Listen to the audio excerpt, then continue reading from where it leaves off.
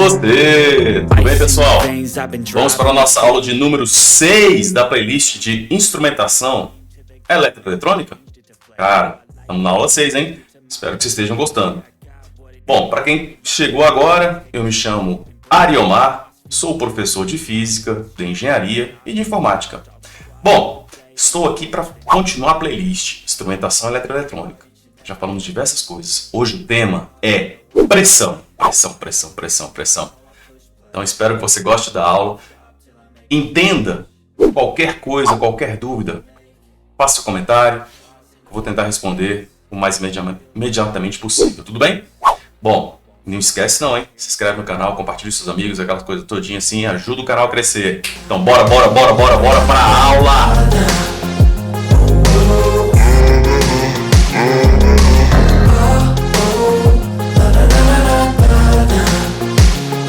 É isso aí, meu povo! Vamos, bora! Instrumentação eletroeletrônica, aula de número 6. Eu sou o professor Ariomar, hein?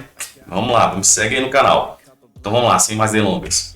Quando a gente fala de pressão, o que é importante a gente entender de pressão? Pressão é uma grandeza física, né? Que indica distribuição de uma força. Claro! Pega um lápis, esse lápis aqui, ó.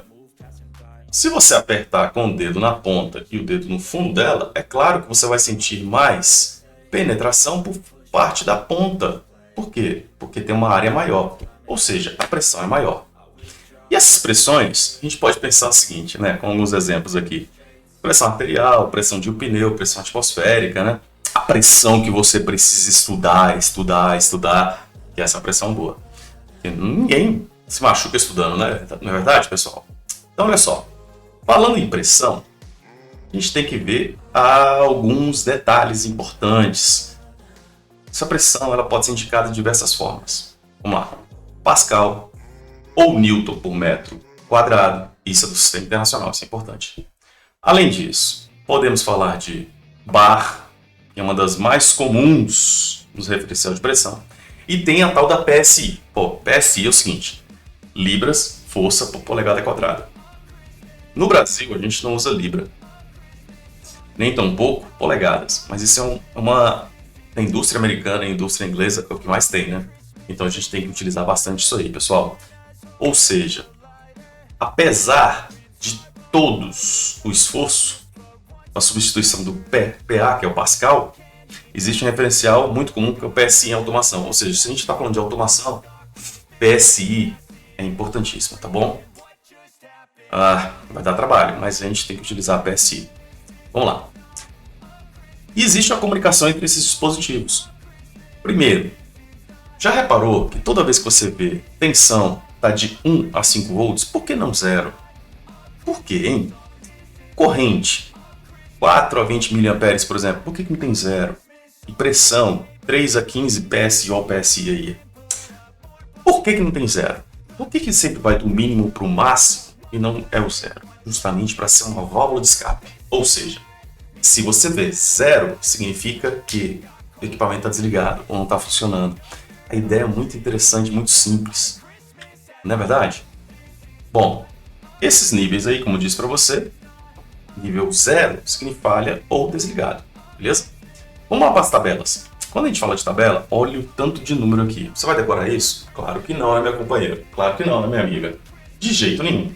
Você vai utilizar alguma maneira de transformação, usa a calculadora, dê um Google, faça alguma coisa do tipo, veja a tabela. Se decorar isso aqui não é legal, não. Então tem todos os detalhes. Ó, você tem bar, milibar, pascal, quilopascal, megapascal, metro de água, milímetro de mercúrio, PSI, pés por água, que é o feet, que é o pé, né? Pé de coluna de água. Tem o IN, que é polegada de coluna de água. E tem polegada de coluna de mercúrio. Beleza? Tudo aí. Vamos para frente. Bom, pessoal, na definição de pressão, a gente vai ter 3 pressões diferentes, tá bom? Seria a absoluta, a barométrica e a manométrica. Para absoluta, o que verificamos é que ela tem um referencial, o Zero, o vácuo absoluto, o vácuo, tá bom? Para barométrica, referência é a pressão atmosférica, ou seja, utilizando aquele valor de 1 atm. Enquanto que a manométrica refere-se à diferença de pressão em dois pontos diferentes. Para isso, eu vou trazer para você essa tabelinha aqui. Ó. O que tem nessa tabela? O que tem nessa tabela aqui? Observe, ó, vamos analisar. Pressão absoluta, esse azul. Pressão atmosférica ou barométrica, ou seja, se aqui eu tenho pressão atmosférica ou barométrica, o que me leva a entender? Que até aqui é 1 atm, ok? Beleza. A pressão manométrica ou relativa negativa significa o seguinte, que está abaixo de 1 atm. E quando for positiva, acima de 1 atm. Ok? Simples, não? Massa. Bom, seguindo a próxima situação, vamos ver algumas propriedades. Primeira propriedade é a compressibilidade ou elasticidade. Ou seja, as características possibilitam a redução do volume de fluido dentro de um recipiente. Beleza. Quando você tem essa situação aqui, meu querido, o que você entende? Ó? Se eu aperto esse êmbolo, eu vou fazer uma compressão dentro desse gás, as moléculas vão ficar mais próximas, né? Fazendo com que eu tenha uma pressão, né, na ponta da seringa, também do outro lado.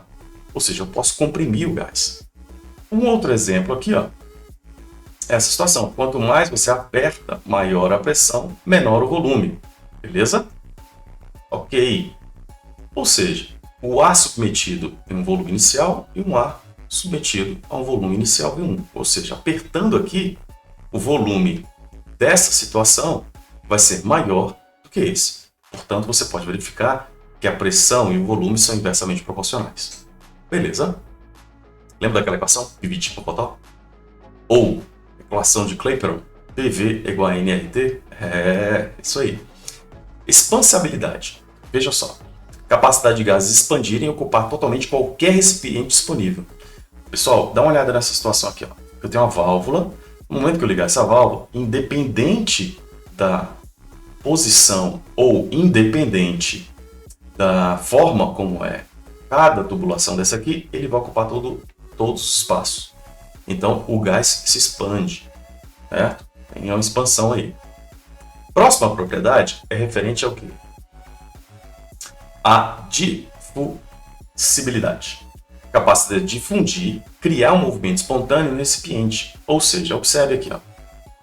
Esse volume contendo um ar e gases, válvula fechada.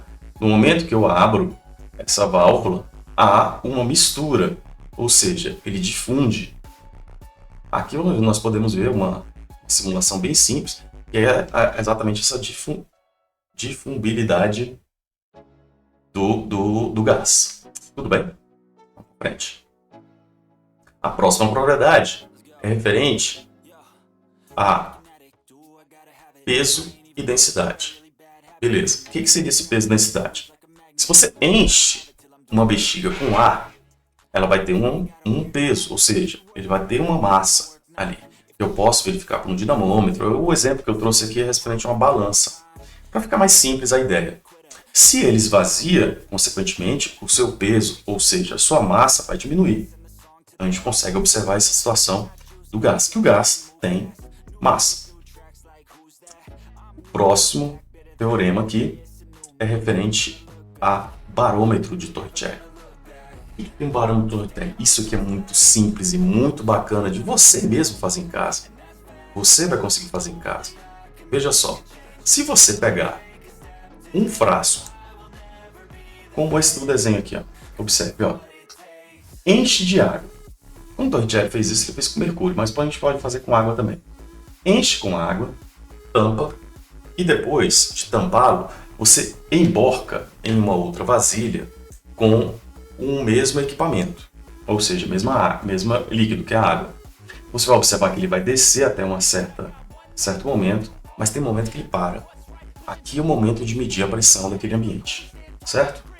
Muito simples isso. E quando é feito isso com mercúrio, ele vai ter 760 milímetros de mercúrio quando eu tiver 1 atm. Simples, não? No caso da água, Se a gente for usar água, seria 10 metros. Aí tem uma curiosidade.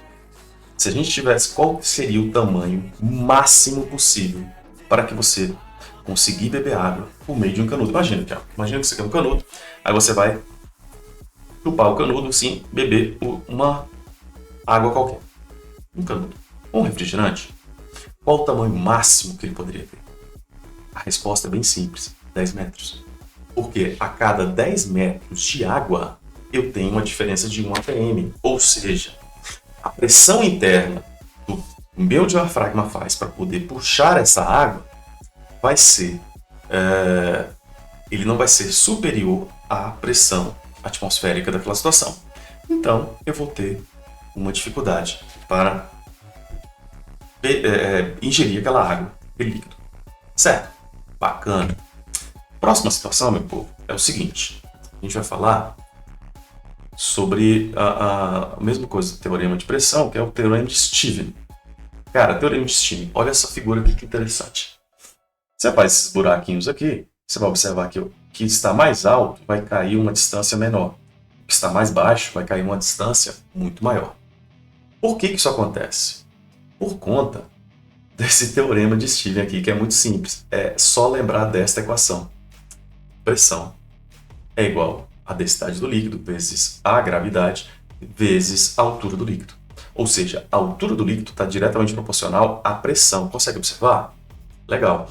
E o que é essa densidade do líquido? Aí a gente tem que pensar que densidade é a massa sobre o volume e existe densidade da substância e densidade do corpo. Quando eu falo de substância, eu tenho que entender que é uma substância apenas, ou seja, uma forma homogênea. Bom, eu tenho aqui em minhas mãos uma caixinha de óculos. De vez em quando eu uso óculos, mas isso aqui é só para longe, tá, pessoal? Só para longe. Bom, isso aqui é oco, ele não é maciço. Então, se eu jogar na água, consequentemente ele vai boiar. Agora, se ele fosse totalmente com o mesmo volume, sendo sólido, totalmente sólido, sem ar, o que vai acontecer? Ele vai afundar. Por quê? Porque a densidade dele modificou. Tendo ar, ele não afunda, porque a densidade do ar é muito inferior à densidade da água. Então, a gente tem que dividir essas duas situações, tá? Densidade do líquido e densidade da substância. Bom, existe também aqui uma outra equação, que é pressão é força sobre a área, e a variação de pressão é a pressão 1 menos pressão 2, fato. Portanto, a variação de pressão vai ser a densidade 1 vezes a altura 1, densidade 2 vezes a altura 2. O que vai me trazer isso aqui, ó. Pressão, massa específica, altura, densidade do corpo. Massa específica seria a densidade da substância, tá? Gravidade e a área. Pronto. E além da força. Com isso, eu consigo chegar a esta equação e calcular esta distância da qual é possível chegar essa água, certo? Beleza. Ainda sobre o teorema de Stevens, eu quero que você analise isso aqui. Ó. Observe aqui. Ó. Observe que na linha A, nessa linha aqui, a pontilhada, vocês estão observando aqui, né, pessoal? Nessa linha, o que nós temos aqui? Ó? Vou rabiscar. Peraí. Vou pegar a canetinha aqui. Bom, esta linha, independente do formato, todas elas têm a mesma pressão. Independente do formato, tem a mesma pressão. Observe aqui, ó, nessa outra figura, que eu tenho todos eles no mesmo nível, independente do volume da superfície. Portanto, em A e em B, nessa situação, eu vou ter a mesma pressão. Diferente de C, a pressão vai ser maior aqui embaixo. Então, nos pontos A e B, as pressões são iguais, enquanto no ponto C vai ser diferente. No ponto C, eu vou ter a pressão maior, que vai ser a pressão atmosférica aqui em cima, a pressão atmosférica aqui em cima, a pressão do líquido na altura A, altura 1, e a pressão do líquido na altura 2, certo? Vou ter essa situação. Massa. Legal. Bom, ainda agora sobre o princípio de Pascal. Qualquer pressão exercida sobre o líquido é transmitida de forma integral em todas as direções, produzindo a mesma força em áreas iguais. Beleza. Então veja bem, se eu tenho aqui um êmbolo e eu aperto e esse êmbolo tem uma substância homogênea, observe que a pressão vai ser igual para qualquer saída. Ou seja, aqui, seja líquido ou gás, ou vapor, empurrando isso eu vou ter as saídas com as mesmas pressões, independente da situação aqui. Porque aqui, pelo Teorema de Pascal. Ou seja, isso aqui, meu povo, olha que legal, esse GIF. Massa, né? Apertando o êmbolo, todos saem exatamente no mesmo instante. Interessante, não? Deixa eu ver, observe mais uma vez, ó. Apertou, todos vão sair instantaneamente. Muito bom. Legal. Vamos lá para mais o princípio de Pascal. No princípio de Pascal, eu posso pensar num elevador hidráulico. Olha só o elevador hidráulico, essa figurinha aqui. Observe que eu tenho uma área bem menor aqui e uma área bem maior aqui. Isso funciona também com freio, tá? O freio funciona da mesma forma.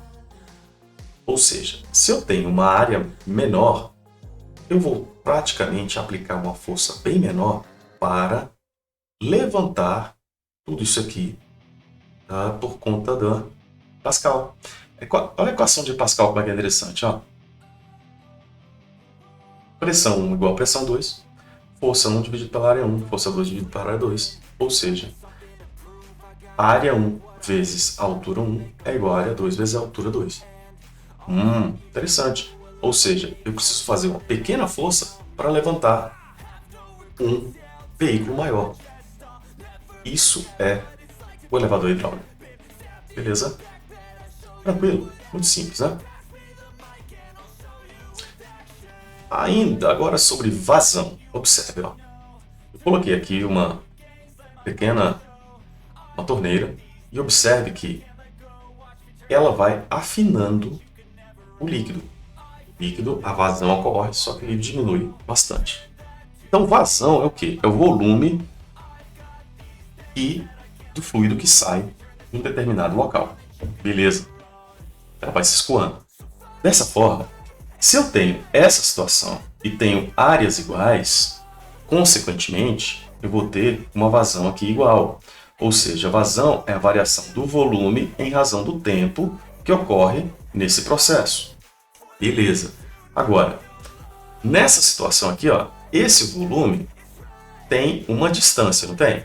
Se tem uma distância e eu fiz em relação do tempo, eu posso analisar também a velocidade. Ou seja, se vazão é volume pelo tempo e volume é área vezes a distância, eu posso dizer que área vezes a distância sobre o tempo é igual a velocidade.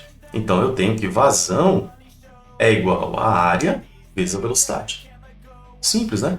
Olha esse gráfico aqui, pessoal. Ó, agora que você perceba. Você reparou que quando você diminui a área, aumenta a velocidade? Sim, aumenta a velocidade. E isso a gente vai mostrar no decorrer dessa nossa aula. Agora, a vazão é a mesma. A vazão é a mesma. Tudo bem? Para quem já está perguntando, a pressão vai ser maior ou menor? Ó, de novo, ó. A pressão aqui, ó. Nesse ponto A, é maior ou menor do que a pressão aqui no ponto B? Pressão em A, ela vai ser o quê? Maior ou menor? Fica no vídeo aí que você vai entender. Então vamos lá. Vamos ver a equação de continuidade. Veja bem, ó. Eu tenho aqui uma área maior e uma área menor. Você consegue entender que a mesma quantidade de água ou líquido que passa aqui vai passar aqui? Ou seja, o volume é o mesmo. Beleza. Se o volume é o mesmo, ele vai gastar menos tempo para fazer isso aqui e mais tempo para fazer isso. Certo? Para ter o mesmo volume.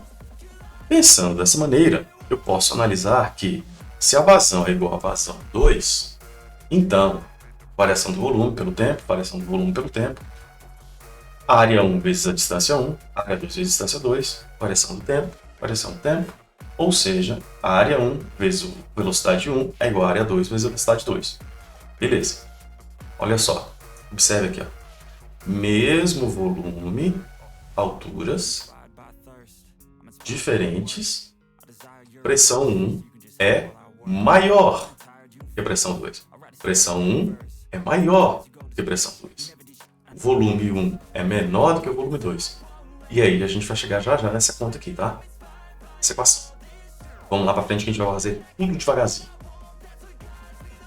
Então ficou claro. Diminuiu o espaço, a pressão diminuiu, tá? Vamos lá, princípio de Bernoulli diz o seguinte: que é possível descrever o comportamento de um fluido que se move ao longo de um tubo ou duto. Sim, existe uma relação entre velocidade do fluido e pressão do líquido. Beleza. Isso aqui, essa figura nós já vimos agora há pouco, hein? E, por esta equação, vamos analisar detalhe por detalhe aqui, meu povo. Observe, a pressão em 1, pressão em 2. P1, P2. μGH significa densidade do corpo, do líquido, gravidade, altura 1. Altura 1 que ele está aqui. Densidade do mesmo líquido, gravidade do mesmo local, altura 2. É essa altura aqui, certo? Então eu vou ter mais a densidade vezes a velocidade 1 ao quadrado dividido por 2. Beleza. Nessa situação, pelo teorema de Bernoulli, isso aqui é uma constante. É uma constante. O que me mostra essa constante? Me mostra que se eu tenho essa situação, agora a gente vai provar. O que vai acontecer aqui, meu povo?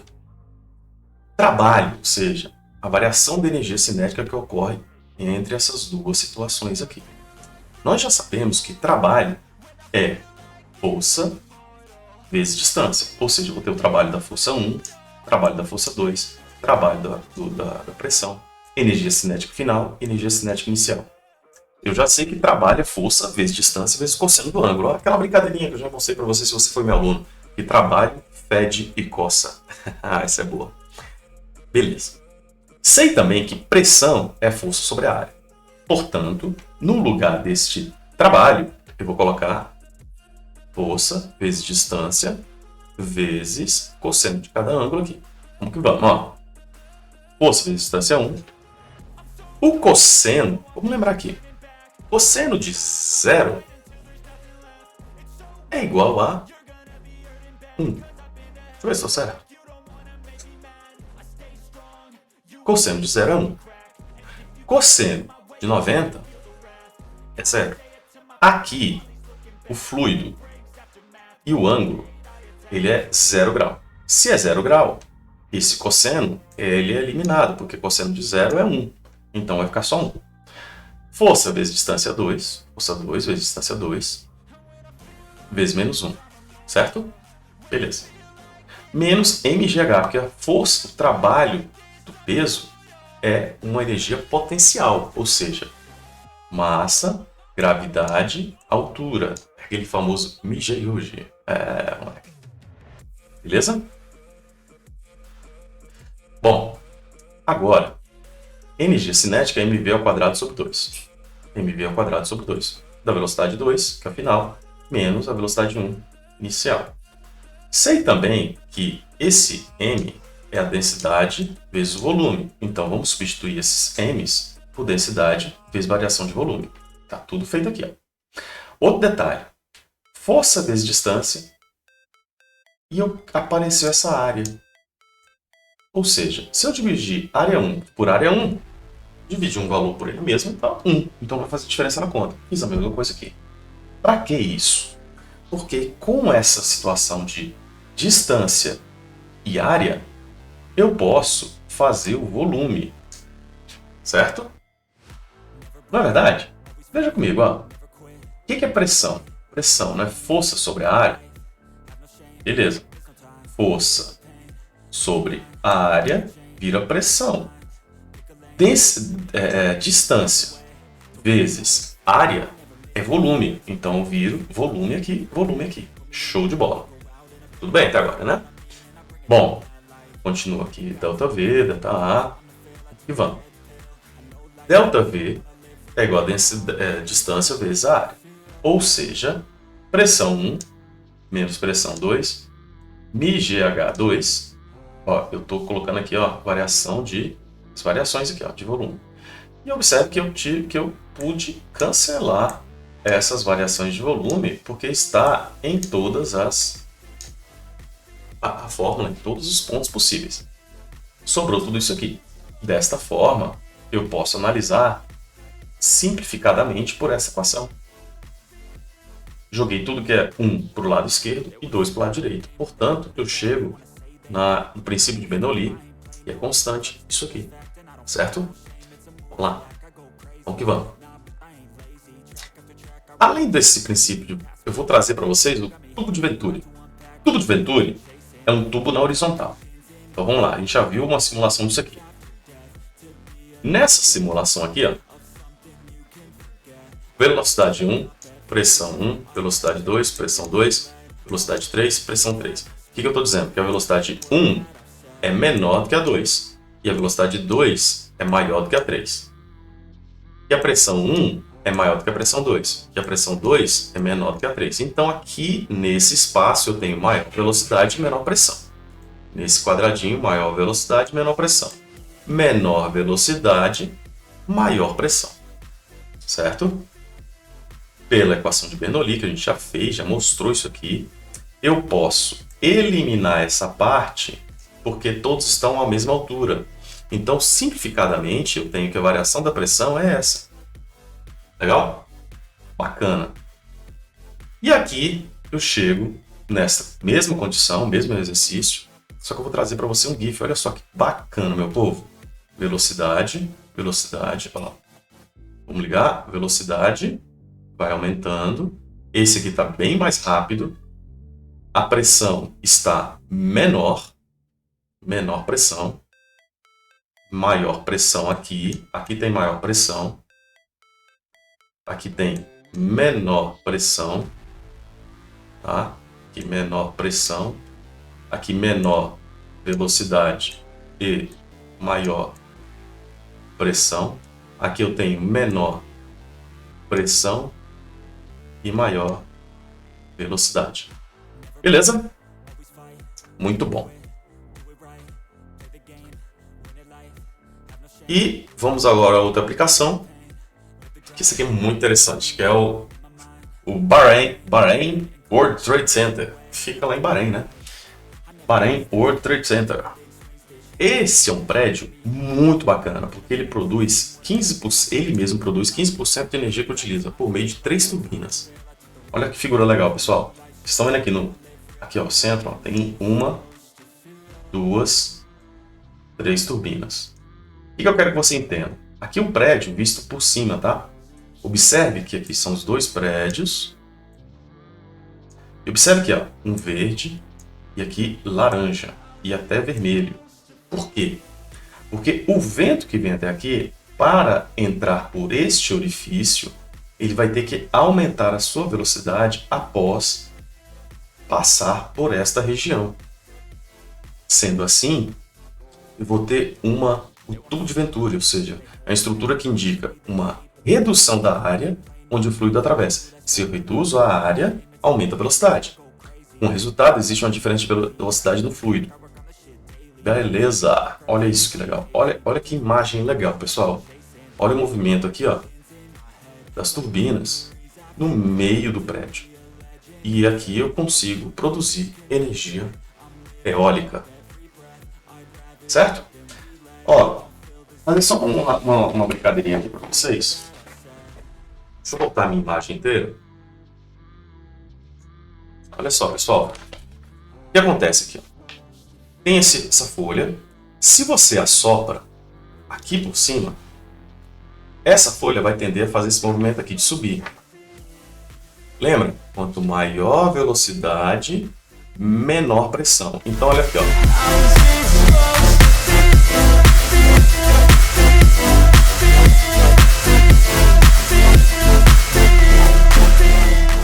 aumentei a velocidade do vento, fazendo com que essa pressão seja menor, pressão aqui embaixo maior, fazendo com que o papel levante. Ó.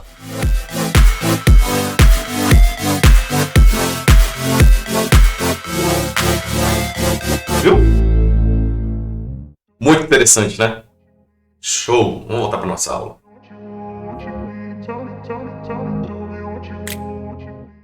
Pronto, estamos de volta.